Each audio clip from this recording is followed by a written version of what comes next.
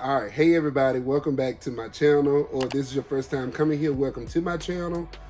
Like I said at the beginning of this year, I'm going to try to be more personable with my videos and share with y'all everything I know or do.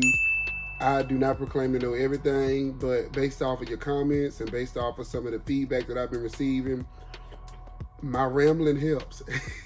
So I'm just going to share with y'all the little stuff that I do.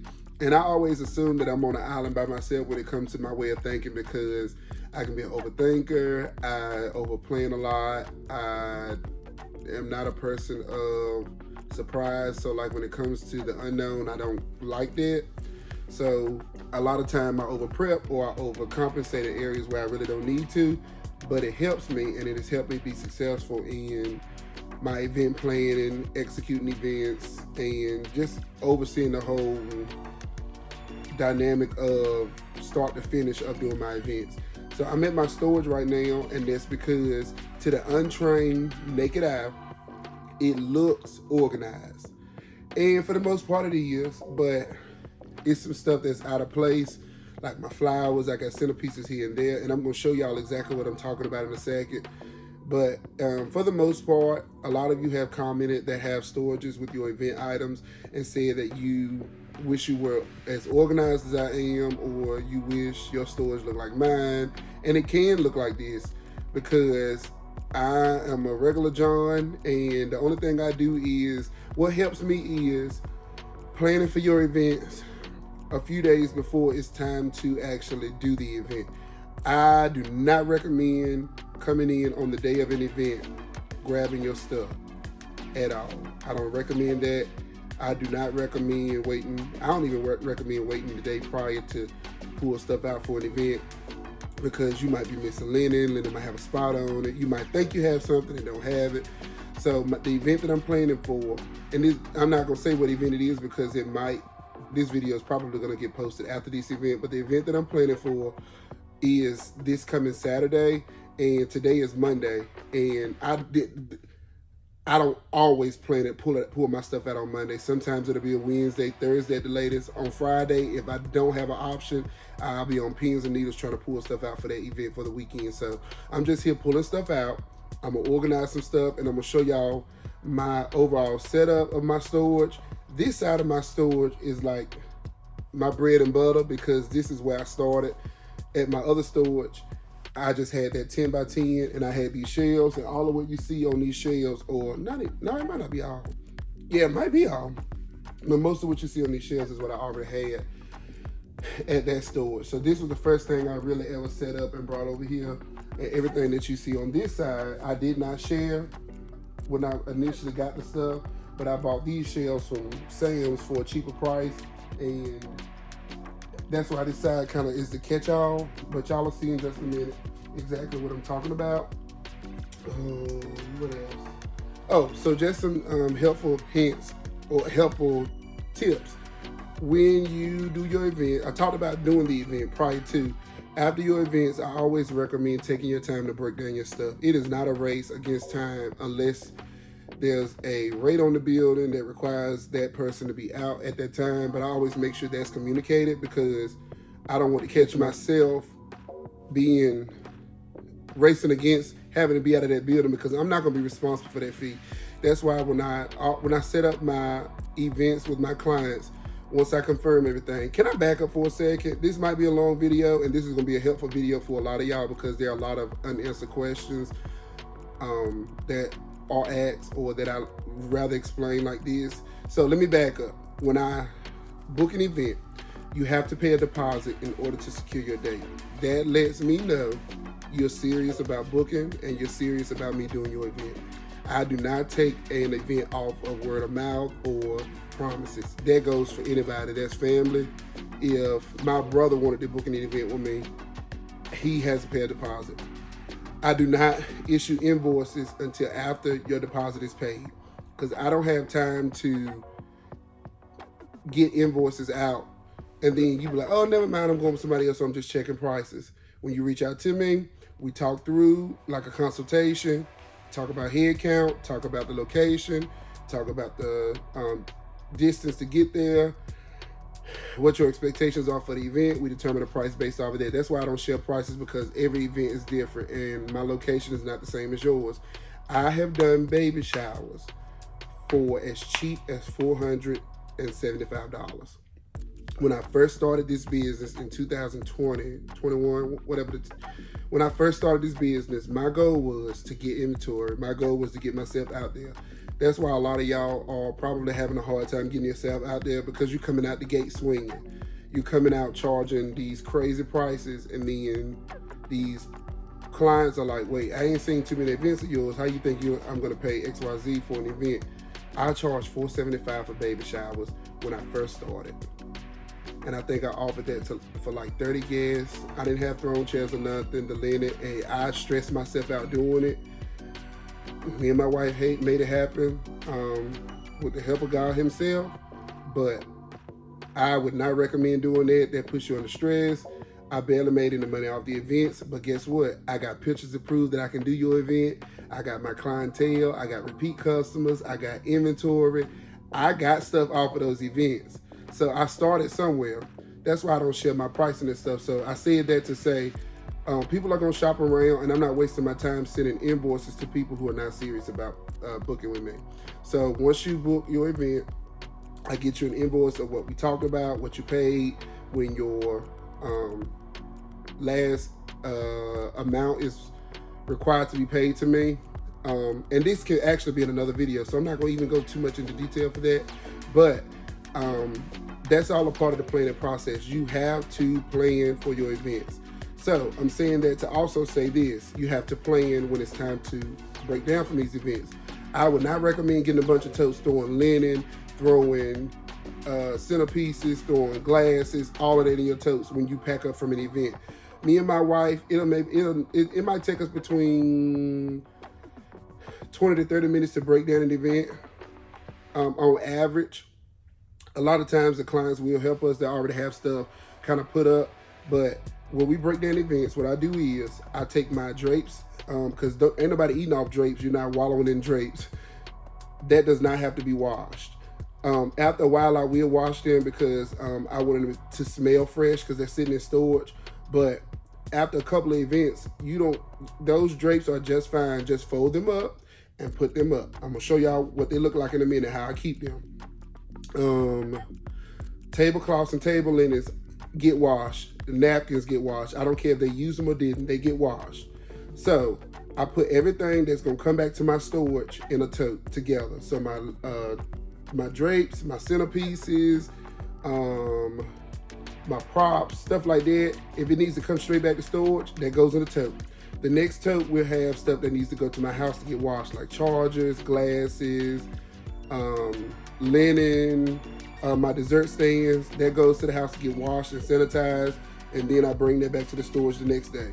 When I come to my storage after the event, I always come back to my storage after events. I do not leave stuff in my vehicle. I don't like that. I don't leave it piled up. I put it back where it belongs, and that takes all of 5 minutes. Sometimes I don't even fold my drapes at the location. I'll put them in a tote, bring them here and fold them because I'm out of the way. But that's what's gonna help you stay organized. So I will show y'all exactly what my, what do they call it? My method to my madness in this video to kind of show y'all what I'm doing. And then I'll let y'all, I'll show you a time lapse of me prepping for this event Saturday and the items that I pull out. And I just pull those out, sit them to the side. And then when it's time to load up, we load up and go about our business. So let's see. So I'm gonna do a shelf by shelf. How about that? So what you see up top right here is some of my stuff. Some of my centerpieces is in totes, but this is mostly my centerpieces for my events that we try to keep isolated up here, because you got your tall stuff and you got your glass vases, and it works for me. I got stuff all back there, and I'm 6'2", so I'm at an advantage. My wife can't reach this stuff, but we got the step ladder now so she can get to what she need to get to. This small shelf right here is like my miscellaneous stuff. My picture frames, where I like to showcase the client's pictures, the baby shower picture frames, all of that good stuff is right here. This is where I keep my dessert stands. I don't have a lot of dessert stands because again, I'm not specializing in your food, but it does bring out the display in the event when you do have your stuff showcased. And I do have a dessert stand up here too. Right here, I have my pipe and drape stand bases, and then I have my water goblets, which are like the champagne glasses that y'all see. I have a lot of those. I had an event in 2021. There was almost 300 people. So I have at least 300 of these glasses, and I have at least 300 other champagne glasses. So that's in the boxes. I got some at home. I got another shelf in here with them, but it needs to be grouped together. And if you look closely, you'll see where I have labels on everything in case I can't get to something, or in case I have somebody working with me. This storage unit requires a passcode to get in. So if I have like my sister-in-law who helps us, she comes in, if she can come in with my passcode, and I also, what is the lock here? Here you go. So I use this lock right here that ain't the passcode, so that's why I stuck like that. But I use this lock right here because she can get in the building, and then if she can get my combination, and she can get in my storage. So that's why I have, put that right there. That's why I have a lot of stuff labeled, because I want, if people need to get in here and they're trustworthy and I know them, I can let them in. They don't have to have a key. Okay, so y'all see these little butterflies and linen and stuff like this? I got to put that stuff up. Stuff that I have not ordered, have not used, they got to be put up. This shelf right here is mostly supposed to be for the table. So like my table linen, tablecloths, sequin linen, white linen, black linen, spandex linen. I'm running out of room. I think this one was supposed to be my chair cover shelf. And then I got my drapes and stuff. This was just a temporary catch-all for that. My napkins, my chair sashes or chair bands, random flower thing, flower tote. It's fine right there though, because I got it. You see, I got it, chair sashes. And then I got my floral. I got my, they got to be moved, because I really just want this to be totes. More chair sashes, chair covers. I got these from Lowe's, you all. It's a flex basket. It's actually a laundry basket. I made a post on Party Mavens asking how people transport their chargers, and I found this in Lowe's like maybe 6 months ago. It's perfect. It's all in the trick of putting that bottom one on first. And watch what they're gonna do right, because I got y'all watching. And even if it is crooked, y'all see this? Nope, that is not how I do it. There we go.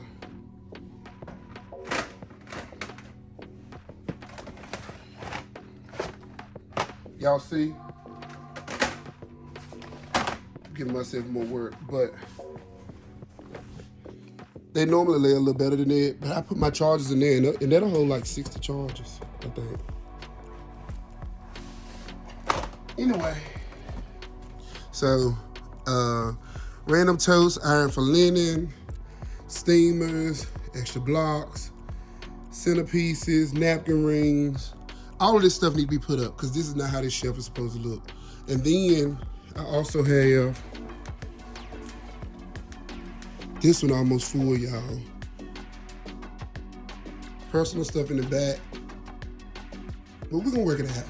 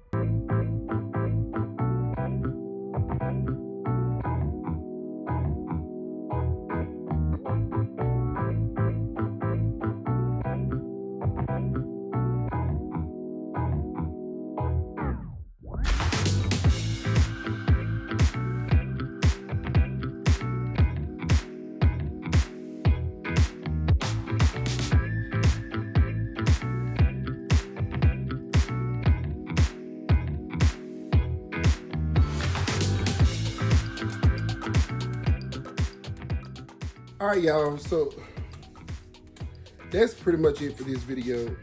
I was gonna start pulling out stuff for this event. I told y'all, see, I be saying one thing and then doing another, but like I said, today is still Monday.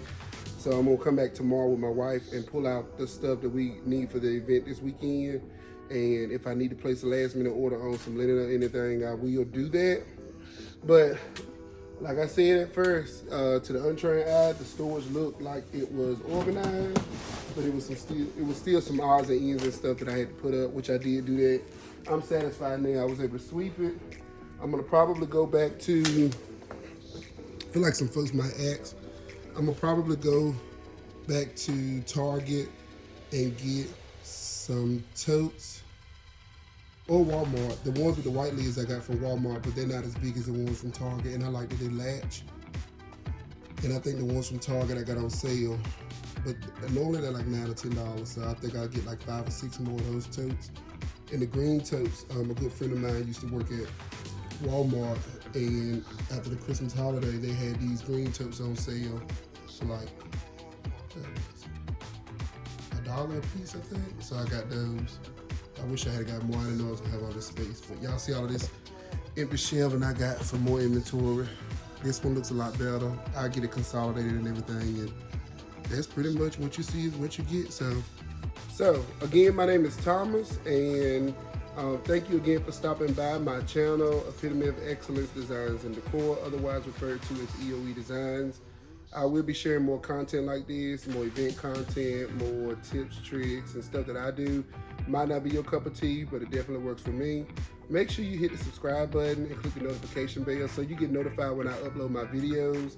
We're almost at 10,000 subscribers, so I am thankful for that. And thank you again for stopping by, and y'all stay tuned and be ready for the next video.